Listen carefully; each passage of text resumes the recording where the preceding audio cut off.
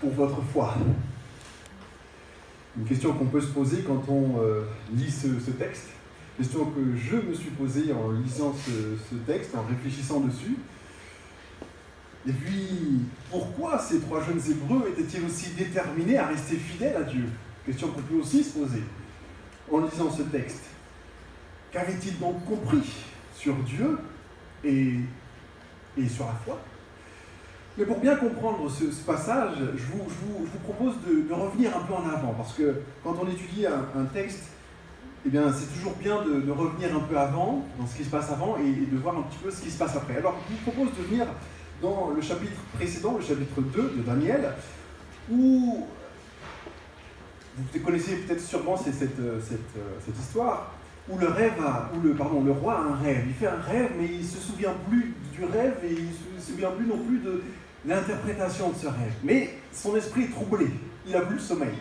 Alors il fait venir tous ses conseillers, ses sages, ses savants, les mages, etc., les envoûteurs, et puis il lui demande l'explication du rêve. Verset 11, Daniel 2, verset 11. Voilà leur réponse. Ce que le roi demande est difficile. Il n'y a personne d'autre qui puisse le dire au roi, sinon les dieux dont la demeure n'est pas parmi les hommes. Intéressant cette notion, ils sont dépassés. Alors, le roi, vous savez, à l'époque, ça allait très vite. Il avait juste un mouvement à faire pour dire « vous vivez ou vous mourrez ». Et bien sûr, il entre vite dans une colère énorme, verset 12, il entra dans une violente colère et il ordonna de faire disparaître tous les sages de Babylone. Voilà, comme ça c'est réglé. C'est vite fait, c'est réglé. Alors la sentence est publiée et Daniel fait partie aussi des conseillers du roi. Donc il est lui aussi menacé. Et donc il décide il se renseigne et puis il essaye de faire quelque chose, Et au verset 18, on voit qu'il se réunit avec les trois autres, et ils implorent la compassion du Dieu du ciel au sujet de ce mystère, afin qu'on ne fasse pas disparaître Daniel et ses compagnons. Il prie. Il implore la compassion de Dieu, et Dieu révèle le rêve à Daniel. Daniel, le dit au roi, et il précise bien au verset 27, toujours dans Daniel 2, verset 27, Daniel répondit devant le roi, le mystère que le roi demande, ce ne sont pas les sages, les envoûteurs, les mages et les devins qui sont capables de le dire au roi. Mais il y a dans le ciel un Dieu qui révèle les mystères et qui a fait connaître au roi ce qui arrivera dans la suite des temps. Donc Daniel précise bien les choses. Ce n'est pas de lui-même qu'il a réussi à comprendre ce rêve, ça lui a été révélé. Et par qui? Par le Dieu du ciel. Ça c'est intéressant et c'est important pour nous, pour la suite de l'histoire. Donc, Daniel explique les choses au roi, et donc le roi, verset 46, le roi Nebuchadnezzar tomba face contre terre, prosterné devant Daniel, et il ordonna de lui présenter des offrandes et des sacrifices d'odeur agréable. En gros, il est content, il le remercie. Et verset 47, le roi dit à Daniel, en vérité, votre Dieu est le Dieu des dieux, le Seigneur des rois et le révélateur des mystères, puisque tu as pu révéler ce mystère. Donc le roi reconnaît que le Dieu des Hébreux, le Dieu de Daniel, est le Dieu des dieux. Donc il reconnaît la supériorité du Dieu du ciel. Ça c'est important aussi pour nous, parce que maintenant que le chapitre 3 commence, on va voir que le roi semble avoir des problèmes de mémoire. Mais voyons ensemble, donc merci pour la lecture en tout cas de ce chapitre qui n'est pas toujours facile à lire. Donc, alors juste une parenthèse sur ce rêve quand même, parce que ce n'est pas notre sujet, mais quand même, vous connaissez, c'est le rêve de la statue qui parle des royaumes qui vont se succéder les uns après les autres. Et puis, le règne de Nabuchodonosor, c'est la tête d'or. Mais ensuite, les autres royaumes se succéderont. Mais il n'a pas trop aimé. Il n'a pas trop aimé ça, parce qu'on voit que, justement, dans le verset premier, il s'est inspiré de ce rêve pour faire cette statue d'or. Mais toute la statue d'or. Pour dire, voilà, moi, mon royaume, je veux qu'il dure. Mon royaume durera. Et en plus, il impose l'adoration de ces sujets. L'adoration de ces sujets. Donc tout le monde est convoqué, tout le monde adore, sauf quelques-uns. Sauf quelques-uns. Donc tous sont convoqués, mais tous n'adorent pas. Donc nous arrivons maintenant à la fin du verset 12 et je continuerai vers le verset 13. Donc ils ont refusé d'adorer, les 3 jeunes Hébreux. Alors, Nebuchadnezzar, verset 13, irrité et furieux, donna l'ordre d'amener Shadrach, Meshach et Abed-Négo. Et ces hommes furent amenés devant le roi. Nebuchadnezzar leur demanda, « Est-il vrai, Shadrach, Meshach et Abed-Négo, que vous refusez de servir mes dieux et d'adorer la statue d'or que j'ai dressée?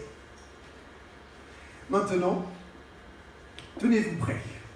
Au moment où vous entendrez le son du cor, de la flûte, de la cithare, de la sambuc, du psalterion et de toutes sortes d'instruments, vous vous prosternerez pour adorer la statue que j'ai faite. » On va faire juste une pause ici. Gentiment mais fermement, il les remet un peu à leur place. Il leur rappelle l'ordre d'adorer. C'est une seconde chance, mais aussi la dernière chance. On le voit juste après. Si vous ne l'adorez pas, vous serez jeté à l'instant même dans une fournaise ardente. Et quel est le Dieu qui vous délivrera de ma main?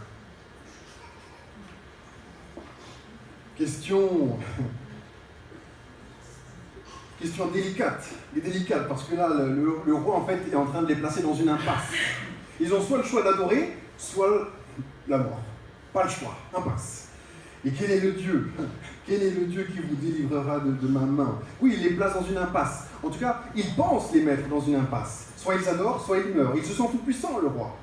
Et il est aux yeux du peuple. Parce que, à cette époque, le roi Nebuchadnezzar est l'homme le plus puissant sur terre. Et dans la mentalité des gens de l'époque, un Dieu, c'est celui qui exerce le pouvoir. C'est celui qui exerce le pouvoir sur les événements. C'est lui qui décide de qui va vivre, qui va mourir. Alors, là, tout le monde est persuadé que, c'est le roi qui a toutes les cartes en main. C'est le roi qui a toutes les cartes en main, parce que c'est toujours comme ça que ça se passe. Toujours comme ça que ça se passe. Mais le roi, il est insolent, il est insultant, il est irrévérencieux, il est rempli d'arrogance. J'ai envie de dire, il est motivé et même débordé par son orgueil, une sorte de fierté mal placée. Parce que, rappelez-vous, il faudra toujours qu'on se souvienne de ce qui s'est passé au chapitre 2, il a reconnu quand même que le Dieu de Daniel est le Dieu des dieux. Pourquoi alors est-ce qu'il revient en arrière? Il perd la mémoire. Alors, je pèse mes mots quand même, parce que quel est le Dieu qui vous délivrera de ma main? En gros, il est en train de dire que même s'il y a un Dieu des Hébreux, ce Dieu ne serait pas capable de les délivrer. C'est ça qu'il est en train de sous-entendre. Il ne serait pas capable de les délivrer de sa main, de son pouvoir. Mais ça, c'est très grave. C'est une insulte. Et on sent qu'il y a une tension dans ce texte, une tension. Mais on va le voir, on va continuer de développer ce passage. Alors, je vous invite à continuer avec moi. La suite, donc le verset 16 à 18, Shadrach, Meshach et Abed-Négo répliquèrent au roi Nabuchodonosor. Nous n'avons pas besoin de te répondre là-dessus. Ouh là là, ils ont de l'audace. Juste une petite parenthèse, parce que alors, on ne sait pas où est Daniel. Vous avez remarqué, mais on ne parle pas de Daniel. Donc peut-être que le roi l'a mis de côté, parce qu'il savait que Daniel, de toute façon, était juif. Il savait que c'est le Dieu de Daniel. Donc je ne sais pas où il est, on ne sait pas, le texte ne dit pas, mais bon, là, ce sont les 3 compagnons. Mais ils sont jeunes. Ce sont des déportés. Le roi a sélectionné des jeunes, en bonne santé, voilà, selon les critères qu'il avait, je ne sais pas, pour les mettre à son service. Donc ce sont des jeunes, ça devait être des adolescents, peut-être presque la vingtaine, je ne sais pas, mais ils étaient jeunes, de jeunes gens. Et ils répliquent au roi, nous n'avons pas besoin de te répondre là-dessus. Ils ont quand même du cran, reconnaissons-le. Ils ont du cran. Si notre Dieu que nous servons peut nous délivrer, verset 17, il nous délivrera de la fournaise ardente et de ta main, ô roi. Sinon, sache quand même, ô roi, que nous ne servirons pas tes dieux et que nous n'adorerons pas la statue d'or que tu as dressée. Bien envoyé. Bien envoyé. Mais je me pose une question quand même. Le roi, rappelons-le, a droit de vie ou de mort. Il a juste un mouvement à faire. Ça va très vite à l'époque. Et il répond, mais alors pourquoi répondent-ils ça? Pourquoi font-ils autant confiance à Dieu? Est-ce qu'il n'y a pas un plan B? Est-ce qu'il n'y avait pas une issue de secours où ils auraient pu s'échapper, je ne sais pas, en volant des chevaux et puis, je ne sais pas, en traversant le désert, qu'est-ce que sais-je? Non, ils sont restés et ils ont répliqué. Respectueusement, n'est-ce pas? Alors ils ont bien compris le comportement du roi. Ils ont bien compris. Et ils n'ont pas hésité à lui répondre directement pour lui faire savoir leur position. Il y a 3 choses qui leur a donné, selon moi, la force nécessaire de tenir debout devant le roi. Premièrement, ils savaient que Dieu est souverain. Dieu est souverain, il est au-dessus. Il est au-dessus. Et comme on le voit dans leur réponse, il était sage à leurs yeux d'aller jusqu'au bout de leur foi. J'aimerais juste prendre avec vous un texte. Je vous invite à prendre avec moi, qui se trouve dans Psaume 96. Le Psaume 96, versets 3 à 6. Parce que ce sont des Juifs. Ils ont la parole de Dieu, ils ont la Torah, ils ont la Bible. Enfin, du moins la Torah, du moins à l'époque. Donc, c'est leur source. Psaume 96, versets 3 à 6. Dites parmi les nations sa gloire. Racontez parmi les peuples ses actes étonnants. Car le Seigneur est grand et digne de louange. Il est redoutable plus que tous les dieux, car tous les dieux des peuples sont des faux dieux. Mais c'est le Seigneur Yahvé qui a fait le ciel. L'éclat et la magnificence sont devant lui. La puissance et la splendeur sont dans son sanctuaire. Voilà bien ce qui différencie catégoriquement le Dieu du ciel des autres dieux, qui, le texte précise, sont des faux dieux, des idoles, des statues muettes, des créations de la créature, de l'homme. Il y a un problème là-dedans. Moi, ça m'a toujours... J'ai jamais compris, en fait. Parce que même si j'avais envie d'adorer, je ne sais pas, des idoles ou quelque chose, il y a un moment où on doit se poser des questions, quand même. La créature adore sa création, au lieu d'adorer le Créateur. Il y a quelque chose d'anormal là-dedans. Et si vous me permettez, de stupide. Stupide. Voilà, le Dieu du ciel est le Dieu créateur. Il est créateur. Voilà pourquoi Dieu est Dieu. C'est lui qui crée. Il est Dieu. Et le psaume suivant, juste à côté, donc 97, verset 9, « Car toi, Seigneur, tu es le Très-Haut sur toute la terre. Tu es souverainement élevé au-dessus de tous les dieux. » C'est très présent dans la Bible, ça. La supériorité de Dieu, la souveraineté de Dieu parmi les autres dieux. Parce qu'à l'époque, c'était vraiment la grande pagaille. Il y avait des dieux par territoire. Il y avait le dieu de l'or, le dieu du... Il y avait tripotée de dieux. Donc, pour ces 3 jeunes Hébreux, c'était bien clair. Dieu est souverain. Deuxièmement, ils connaissaient les Écritures. Voilà pourquoi ils ont refusé de se prosterner devant une statue faite par les mains d'hommes. Oui, forcément. Ce qu'on connaît de Dieu change notre regard sur les choses. Il y a un moment, quand on avance avec Dieu, on ne peut plus revenir en arrière. Si je connais le Dieu du ciel, je ne peux plus me rabaisser à adorer une idole muette. Et je crois pouvoir dire qu'ils étaient dans cette situation où ils se disent, mais on va pas... Mais non, je ne peux pas revenir en arrière. Et je n'ai pas envie de revenir en arrière. Peu importe le prix. Eh bien oui, ils connaissaient les Écritures, ils ont refusé d'adorer cette statue, et leur esprit était rempli de cette parole. Et c'est ce qui, je crois, leur a permis de triompher de cette situation, comme nous allons le voir. Et troisièmement, ils étaient prêts à mourir pour leur conviction. Ils avaient une forte conviction qui leur permettait d'aller loin, d'aller jusqu'au bout. Et seuls ceux qui sont prêts à payer le prix pour leur foi peuvent faire la différence. Alors oui, ces 3 jeunes sont des exemples de personnes qui ne font pas de compromis, mais se dressent pour le bien et le font. Il est important de savoir que ceux qui appartiennent au vrai Dieu devront faire face aussi à des épreuves similaires. Ça peut arriver. Mettant en jeu leur foi. Et ils devront prendre prendre place et tenir ferme pour Dieu comme ces trois Hébreux. Dans leurs propos, toutefois, ils ne se présentent pas comme les défenseurs de Dieu, mais plutôt comme ses témoins. C'est une différence que je trouve importante, parce que Dieu n'a pas besoin d'hommes pour le défendre. Dieu a besoin de témoins, d'hommes, de femmes, d'enfants, de jeunes qui le représentent et qui se tiennent debout, droit pour la vérité. Des témoins que Dieu a besoin.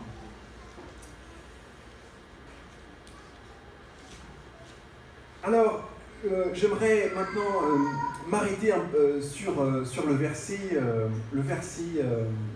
17, parce que vous voyez, je ne sais pas si vous avez dans vos versions, moi j'ai pris la version NBS, mais peu importe. Alors, pour clarifier la chose, le verset 17, moi j'ai « Si notre Dieu que nous servons peut nous délivrer, il nous délivrera de la fournaise ardente et de ta main, ô roi. » Le « si » que nous avons au verset 17, ce n'est pas un « si » qui remet entre guillemets en question la capacité de Dieu à les délivrer. Non. Parce que littéralement, le « si » du verset 17 signifie « s'il en est ainsi ». Et en réalité, le « si » du verset 17 est en parallèle avec le « si » du verset 15. Est-ce que vous me suivez? Ça va? En fait, au verset 15, c'est le roi qui parle. Vers la fin du verset 15. « Si vous ne l'adorez pas, vous serez jeté à l'instant même dans une fournaise ardente. » En d'autres mots, le roi les place face à une impasse. Ils n'ont pas le choix. Enfin, du moins, ils ont le choix entre adorer et mourir. Le « si », c'est ça. Et les trois jeunes Hébreux ont repris la formulation de la question du roi, mais pour dire exactement l'inverse. Pour lui dire, tu penses nous mettre dans une impasse en nous mettant cette sorte d'ultimatum, mais nous aussi, nous te mettons dans une impasse. Parce que nous aussi, nous ne bougerons pas, nous ne changerons pas d'avant. Nous ne changerons pas d'avis. Donc, le « si » du verset 17 signifie, s'il en est ainsi, puisque tu nous mets dans une impasse, eh bien, notre Dieu que nous servons peut nous délivrer. Ils affirment qu'il peut le faire. Et il nous délivrera de la fournaise et de ta main. Mais sinon, c'est-à-dire, même s'il ne le fait pas, nous n'adorerons pas ta statue. Et je crois que ça, c'est important de le souligner. Parce que ils ne prennent pas Dieu en otage. Ils se remettent à la volonté de Dieu. Il peut le faire. C'est sûr. Est-ce qu'il le fera? Je ne sais pas. Mais peu importe, ils ont envie de dire. Ils lui font confiance. Ils lui font confiance. Ils savent que Dieu peut les délivrer et ils s'entendent à lui. Mais sans lui dicter sa conduite. Et ça, je crois que c'est très important de le souligner. Dieu est un être libre. Nous sommes aussi des êtres libres et Dieu respecte notre liberté. À nous aussi de respecter la sienne. Bon, on va continuer de développer cet aspect-là dans la suite, n'est-ce pas? Alors, imaginez la réaction du roi. Déjà, qu'il veut exterminer tous les sages juste parce qu'ils n'ont pas réussi à comprendre le rêve et à donner l'explication. Alors, si en plus, trois jeunes gamins, si vous me permettez l'expression, osent lui tenir tête devant tout le monde, parce que rappelons-le, il y a tout le monde là, il y a tous les sages, il y a tout le peuple, hein, toutes les nations sont là en train d'adorer, puis il n'y a que trois. Alors, vous imaginez sa réaction. Voyons au verset 19. Alors, Nabuchodonosor fut rempli de fureur, et l'aspect de son visage changea. Ouh là là, vous imaginez la scène? Son visage changea devant Shadrach, Meshach et Abednego. En d'autres mots, le texte est en train de nous signifier qu'il y a eu un déclic dans sa tête. Il les apprécie beaucoup, ces jeunes. Ils l'ont servi déjà énormément. Mais là, si vous voulez, il a accepté de les perdre. Là, vous êtes allé trop loin. Je vous aime bien, mais là vous refusez de m'adorer, donc c'est terminé. Donc l'aspect de son visage changea. Il ordonna de chauffer la fournaise 7 fois plus qu'il n'était habituel de la chauffer. Ouh là là. Bon. Puis il ordonna à quelques soldats parmi les plus vigoureux de son armée de lier Shadrach, Meshach et Abednego et de les jeter dans la fournaise ardente. Je me dis que peut-être que le roi n'attendait pas autant de foi vis-à-vis de ces trois jeunes Hébreux. Peut-être qu'il ne s'attendait pas à ce qu'ils restent fidèles à leur Dieu aussi loin, au point même de refuser. Peut-être qu'ils ne s'y attendaient pas, que sais-je. Alors voilà, ils sont liés. Ils furent donc liés. Verset 21. revêtus de leurs habits, de leurs tuniques, de leurs manteaux et de leurs autres vêtements, et jetés dans la fournaise ardente. Comme sur l'ordre sévère du roi, la fournaise avait été excessivement chauffée, les flammes tuèrent les hommes qui avaient jeté Shadrach, Meshach et Abednego. Et ces trois hommes, les trois Hébreux, tombèrent liés dans la fournaise ardente. Parfois, on peut se retrouver dans des situations de vie où nous sommes liés, où nous sommes comme menottés, des choses qui nous tombent dessus, des choses qu'on n'a pas demandées, mais pourtant que nous subissons. On peut les subir à cause de la méchanceté des hommes, on peut aussi les subir peut-être à cause de nos convictions, mais en tout cas, ce texte nous montre qu'ils n'ont pas choisi, cette épreuve, ils n'ont pas choisi d'aller dans une fournaise, mais ça leur a été imposé à cause de leurs convictions. Intéressant pour nous. Peut-être qu'on pourra aussi être dans des situations un peu compliquées à cause de nos croyances, de nos convictions. Et pensez-vous qu'ils s'y attendaient un jour d'être jetés dans une fournaise? Je ne pense pas. Comme nous aussi, on ne prévoit pas forcément d'être jeté dans une fosse au lion ou dans une fournaise, cette fois chauffée, cette fois plus chauffée. Eh bien, oui. On peut comprendre que, à travers ce texte, c'est important de se fortifier, de fortifier sa foi, mais aujourd'hui, de chercher à mieux connaître Dieu quand tout va bien dans nos vies. C'est-à-dire, pour pas qu'on soit de ne pas attendre qu'on soit face à un ultimatum concernant notre foi. Alors, continuons versets 24 et 25. Alors, le roi Nabuchodonosor fut effrayé et se leva précipitamment. Que se passe-t-il? Il dit à ses conseillers: n'avons-nous pas jeté dans le feu 3 hommes liés? Ils répondirent au roi: bien sûr, au roi. Bien sûr qu'ils vont lui dire oui, on va lui dire non, sinon ils vont mourir, ils vont finir dans la fournaise. Bien sûr, roi, on l'a fait. Il reprit: eh bien, je vois 4 hommes sans entrave qui marchent indemnes dans le feu. Miracle. Et l'aspect du 4e ressemble à celui d'un fils des dieux. Un fils des dieux. Quand nous sommes dans le feu de l'épreuve, c'est le Christ qui descend et nous accompagne. Le Christ qui descend, qui nous rejoint et qui fait la route avec nous.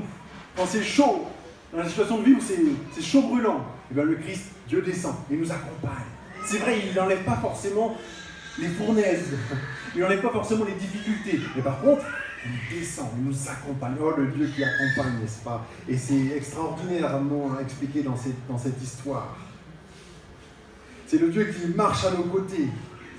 Dieu est celui qui accompagne son peuple dans les épreuves. Et ça, c'est très vrai dans l'histoire d'Israël.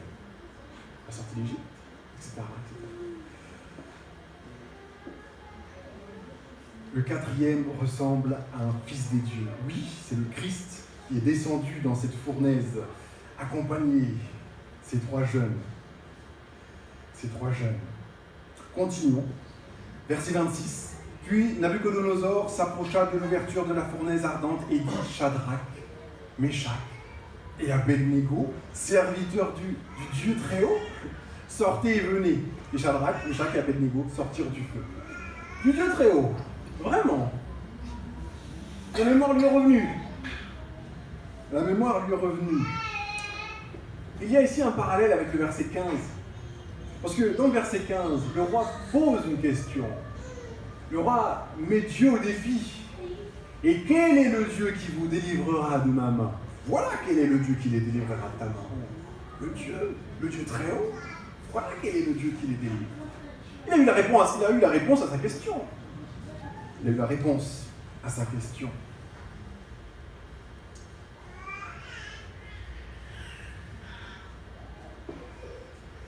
Verset 27, continuons. Les satrapes, les intendants, les gouverneurs et les conseillers du roi se rassemblèrent. Ils virent que le feu n'avait eu aucun pouvoir sur le corps de ces hommes, que les cheveux de leur tête n'avaient pas été brûlés, que leurs habits n'étaient pas endommagés et qu'ils ne sentaient même pas le brûler. Extraordinaire. le roi dit « Béni soit le Dieu de Shadrach, de Meshach et Abednego, lui qui a envoyé son messager et délivré ses serviteurs, car ils ont eu confiance en lui. Ils ont transgressé l'ordre du roi et livré leur corps plutôt que de servir aucun autre Dieu que leur Dieu en adorant. » Témoignage. Il y a la notion aussi de témoignage, de l'impact que notre foi peut avoir autour de nous. De l'impact de notre foi.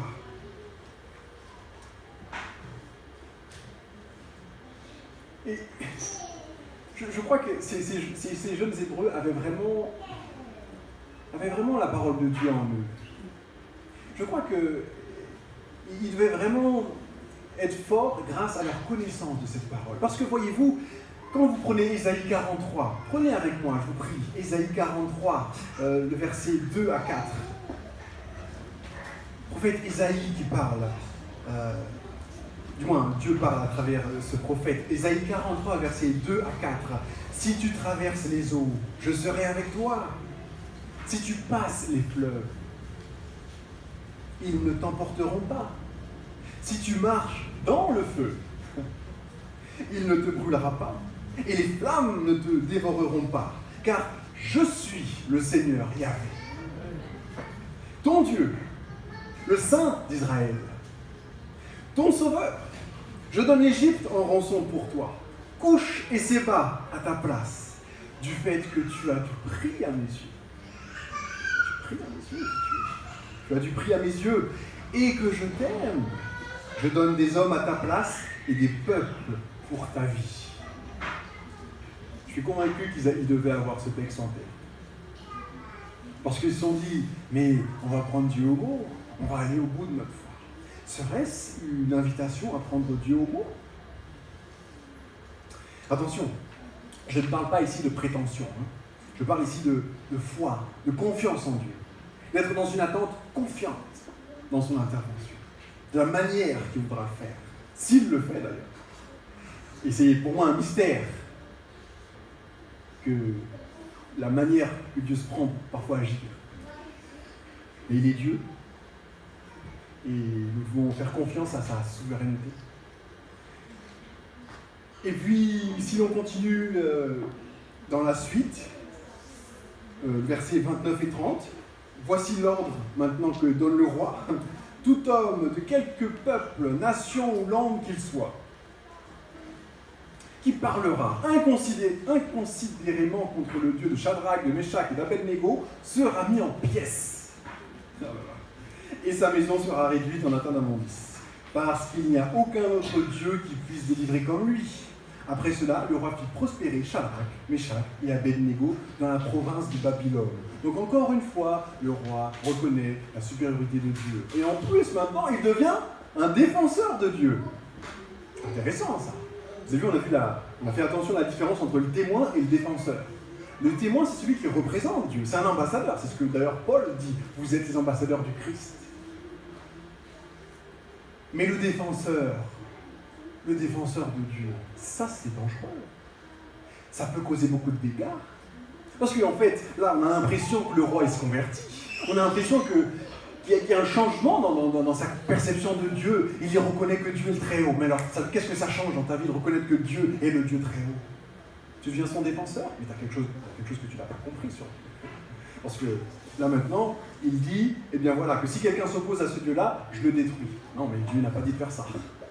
Donc, juste pour dire que le roi, en fait, ne porte pas de fruit de la conversion. En fait, il ne s'est pas converti. C'est juste, voilà, il veut s'en prendre aux gens qui pourraient éventuellement s'en prendre à ce Dieu. Mais ce ne sont pas les fruits de la conversion, parce que ce n'est pas bien la manière de Dieu de faire, et ce n'est pas ce qu'il nous dit de faire. Donc, voilà, important cette différence entre le témoin et le défenseur. Alors, qu'est-ce que nous pouvons retenir de cette histoire?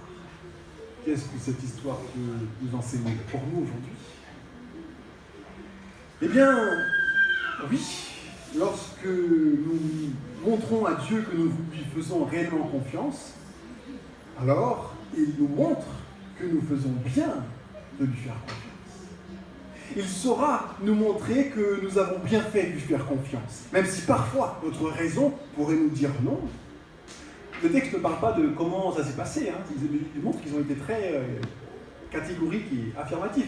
Peut-être que leur conscience, peut-être que leur raison leur disait attention quand même, vous risquez la mort. Mais en tout cas, ce qui est sûr, c'est que leur force de conviction leur a permis d'aller plus loin. Alors oui, la foi peut déclencher l'intervention de Dieu. La foi peut déclencher l'intervention de Dieu. Toutefois, Dieu reste libre. Dieu reste libre. Et ça, des fois, c'est plus difficile à entendre, à accepter dans nos vies, parce que c'est pas toujours simple, ce qu'on peut traverser. Et lorsque Dieu n'intervient pas, ça fait mal.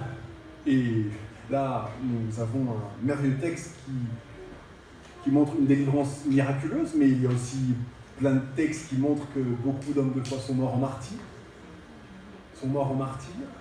Mais bibliquement parlant, ce n'est pas grave, dans le sens, parce que c'est pas la fin de toute chose. Donc la Bible nous permet d'avoir ce regard qui prend de la hauteur, ce regard qui transcende un peu les circonstances que nous pouvons vivre. Et je crois que ces trois jeunes héros avaient vraiment bien compris cette chose. C'est que peu importe ce qui se passe dans notre vie ici-bas, tout n'est pas fini. Tout n'est pas fini.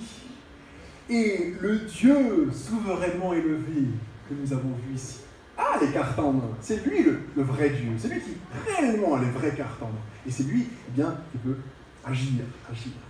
Donc oui, Dieu reste libre. Il peut agir et peut aussi ne pas agir. Et cela reste un mystère qui lui appartient à lui seul en tant que Dieu.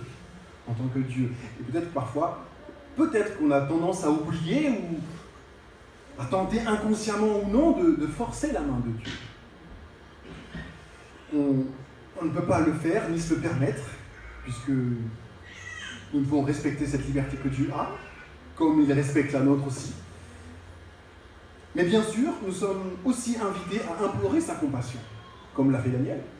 Il a imploré la tendre compassion de Dieu. Il a fait ce qu'il a pu faire. Le roi a donné cet ordre, il veut tous les tuer, mais Daniel a imploré sa compassion. C'est-à-dire, il a gardé une juste distance entre lui et Dieu. Il demande à Dieu d'agir, mais il sait qu'il ne va pas imposer à Dieu sa conduite. Il ne va pas dicter à Dieu ce qu'il a à faire ou à ne pas faire. En d'autres mots, il lui fait confiance. C'est ça la confiance. Faire confiance à la sagesse de Dieu. Mes voix ne sont pas vos voix. Mes pensées ne sont pas vos pensées. Ce n'est pas une critique que Dieu fait là. C'est juste pour nous faire prendre conscience que je sais comment faire. Fais-moi confiance. Je t'aime. Tu es mon fils. La Bible est remplie de passages qui nous montrent qui nous sommes pour Dieu. Et Dieu est présenté comme un bon père. Un père bienveillant. Un père bâtissant. Un père indulgent. Un Dieu qui fait grâce.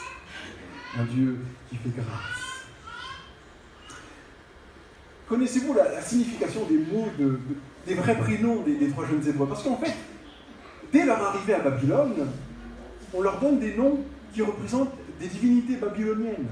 Shadrach, Meshach et Abednego, ce ne sont pas leurs prénoms, ce ne sont pas des noms juifs. Et j'ai été vraiment interpellé de découvrir la signification de leurs prénoms. Alors ça on voit, leur vrai nom, on le découvre dans le premier chapitre de Daniel au verset 7. On a leur vrai nom. Mais leur signification dit ceci. Donc le premier c'est Anania. Anania, l'Éternel a été miséricordieux. C'est beau ça. L'Éternel a été miséricordieux. En d'autres mots, dans son prénom même, ça représente son Dieu. L'Éternel a été miséricordieux. Et dans l'histoire du peuple d'Israël, mais la miséricorde de Dieu est très active. À travers la sortie d'Égypte, la traversée de la mer Rouge, la grande patience de Dieu envers son peuple idolâtre. Toutes ces choses sont des expressions de la miséricorde de Dieu. L'Éternel a été miséricordieux. Anania. Daniel, Dieu juge, ou bien Dieu est mon juge. Voilà ce que signifie le prénom de Daniel. En d'autres mots, c'est Dieu qui me juge, c'est lui qui décide. Mais dans la Bible, le jugement c'est quoi? Dans la Bible, le jugement il intervient pour rendre justice aux opprimés, à ceux qui sont faibles, à ceux qui sont sans défense. C'est ça le jugement biblique. Entre mots, Dieu, donc pour Daniel, il avait compris ça. Dieu est celui qui agit pour les faibles, celui qui vient rendre justice. Dieu est mon juge. Et dans cette histoire, on voit bien qu'il intervient pour les sauver. Et d'ailleurs, si vous connaissez sans doute la suite, je vous invite en tout cas à lire la suite du livre de Daniel, où Daniel sera encore confronté à des ultimatums concernant sa foi. Il sera jeté dans une fosse au lion, et Dieu encore va intervenir pour le sauver. Il aurait pu ne pas le faire, rappelons-le, mais il l'a fait. Azaria, l'Éternel a secouru, le Dieu qui secourt, le Dieu qui descend. C'est le Dieu qui est tellement grand, tellement élevé. Il est souverain, mais c'est le Dieu qui descend. Il descend jusqu'à nous. Il descend pour me rejoindre là où je me trouve. Dieu a secouru. Et Michaël, qui est Dieu? Point d'interrogation. La question de l'identité, du caractère. Parce que dans la Bible, le prénom, le nom, c'est le caractère. Et c'est pour ça que d'ailleurs les Juifs ne peuvent pas dire qui est le prénom de Dieu. Parce que qui est Dieu? Qui sait qui est Dieu? Ça nous dépasse. Qui est Dieu, Michaël? Question d'identité. Je pense qu'ils avaient bien compris qui était Dieu. Ils avaient une claire compréhension, une conception saine de qui est Dieu. Et nous, où en sommes-nous dans notre foi? Dans notre conception de Dieu, dans notre compréhension de qui est Dieu? Est-ce que ma compréhension de Dieu colle avec ce qu'en dit la Bible? Lors du concert, le dernier concert qui s'est déroulé ici, le 23 juin, le groupe LGS a chanté un chant qui m'a beaucoup interpellé. Ce chant disait « Je sais qui je suis ». Vous vous souvenez pour ceux qui étaient là? Je sais qui je suis. Ça m'a interpellé. Parce que si je sais qui je suis, je sais qui je ne suis pas. Facile, vous allez me dire. Mais c'est profond cette déclaration. En d'autres mots, ils sont des adorateurs de Yahvé. Donc, ils ne sont pas des adorateurs des idoles. Ils ne peuvent pas se permettre d'être autre chose que des adorateurs de Yahvé. Donc, si je sais qui je suis, mon identité va me dicter en quelque sorte ma conduite. Ça va être un peu le garde-fou pour me dire, mais ça, je ne peux pas me le permettre. Moi, je ne peux pas me permettre ça. Donc, la question d'identité. Et ces trois jeunes Hébreux, lui, savaient qui ils étaient. C'est clair. Ils avaient compris et décidé de croire que Dieu est digne de notre adoration et de notre fidélité totale. Dieu en est digne. Pourquoi il en est digne? Par rapport à qui il est. Et j'ai envie de dire, sincèrement, Dieu il a tout prouvé, il a prouvé tout ce qui était possible de faire pour nous montrer qu'il est digne de notre confiance. J'aime dire que Dieu a dévalé le ciel en envoyant son Fils. Il a donné ce qu'il y avait de plus précieux pour nous en envoyant Jésus-Christ. Donc, oui, il est digne qu'on lui fasse confiance par rapport à ce qu'il a fait. Et d'ailleurs, nous aussi, on fonctionne comme ça, êtres humains. On fait confiance à une personne parce qu'on la connaît, ou bien parce que, elle nous a prouvé qu'elle en est digne de notre confiance. Elle en est digne. Alors, à plus forte raison, pouvons-nous faire confiance à Dieu. Alors, une question demeure. Comment parvenir à un tel degré de foi? Comment? J'ai envie de dire, c'est la question capitale de cette histoire. Ellen White, l'une des pionnières de l'Église adventiste du 7e jour, nous encourage à persévérer dans ce parcours spirituel, justement. Et elle dit ceci. Parce qu'ils sont endormis dans les choses spirituelles, de nombreux soi-disant croyants manifestent peu de foi réelle et reflètent bien faiblement la vérité divine. Ils ne sont pas disposés à faire des efforts, à renoncer au moi, à souffrir pour Dieu, à prier longuement et avec ferveur pour obtenir sa bénédiction. Et en conséquence, ils ne l'obtiennent pas. La foi qui survivra au temps de trouble doit être exercée maintenant et chaque jour.